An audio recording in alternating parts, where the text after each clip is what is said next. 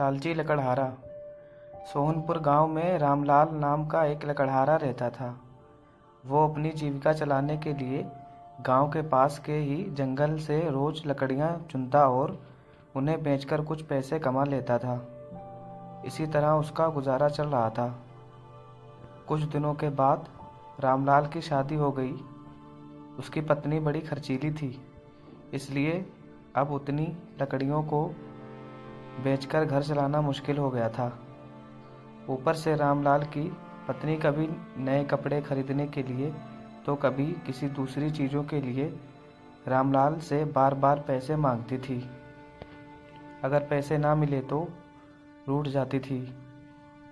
रामलाल अपनी पत्नी से बहुत प्यार करता था, इसलिए उसकी नाराज़गी को बर्दाश्त नहीं कर पाता था। रामलाल ने ठान लिया कि वो अब ज़्यादा लकड़ियाँ इकट्ठा करके बेचेगा ताकि उसकी पत्नी को रोज़ रोज़ पैसों की कमी ना हो। पत्नी की इच्छा पूरी करने के लिए आज रामलाल घने जंगल तक चला गया और बहुत सारी लकड़ियाँ चुनकर बाजार में बेच दी। ज़्यादा लकड़ियों के ज़्यादा पैसे मिले और खुश होकर रामलाल ने सारे पैसे अपनी पत्नी को दे दिए। अब रोज़ रामलाल ऐसा ही करने लगा। देखते ही देखते उसके मन में लालच इतना बढ़ गया कि उसने धीरे धीरे पेड़ काटना भी शुरू कर दिया। पेड़ काटने से और ज़्यादा लकड़ियाँ हो जाती थीं और उसे अधिक दाम मिलने लगे। लकड़हारा हर हफ्ते एक पेड़ काटता और लकड़ियाँ बेचकर मिलने वाले पैसों से अपनी पत्नी के शौक़ को पूरा करता था।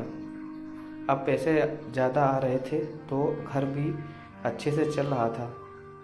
धीरे धीरे रामलाल ने पैसों को जुए में लगाना शुरू कर दिया। जुआ खेलने की लत ऐसी लगी कि रामलाल एक मोटी रकम इसमें हार गया। अब इस रकम को चुकाने के लिए रामलाल ने दो मोटे मोटे पेड़ काटने का फैसला लिया। जैसे ही रामलाल ने जंगल में जाकर अपनी कुल्हाड़ी को एक बड़े से पेड़ पर चलाने की कोशिश की तो उस पर पेड़ की टहनी ने हमला कर दिया। रामलाल चौंक गया। फिर उसे पेड़ की एक टहनी ने लपेट लिया। रामलाल कुछ समझ नहीं पाया कि यह सब क्या हो रहा है। तभी पेड़ से आवाज़ आई, मूर्ख, तू अपने लालच के चक्कर में मुझे काट रहा है। तू सारे पैसे जुए में लुटा देता है और फिर पैसे लुटाने के लिए पेड़ काटने आता है। तुझे पता है कि पेड़ कितने कीमती होते हैं। हमारे अंदर भी जान बसती है और हम तुम इंसानों को जीने के लिए हवा, धूप में छाया और भूख को शांत करने के लिए फल देते हैं, लेकिन तू अपने स्वार्थ के लिए हमें ही काट रहा है।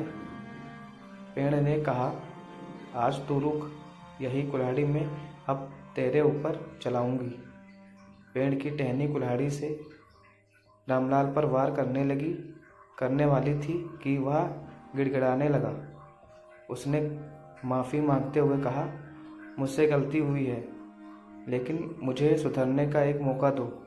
अगर आप मुझे मार दोगे तो मेरी पत्नी का क्या होगा? वो अकेली पड़ जाएगी। आज से मैं किसी पेड़ को नहीं काटूंगा या प्राण लेता हूँ। यह सब सुनकर पेड़ को रामलाल के ऊपर दया आ गई। उसने रामलाल को छोड़ दिया। छूटते ही रामलाल भागकर अपने घर गया और पैसों के लालच में ना आने का संकल्प ले लिया।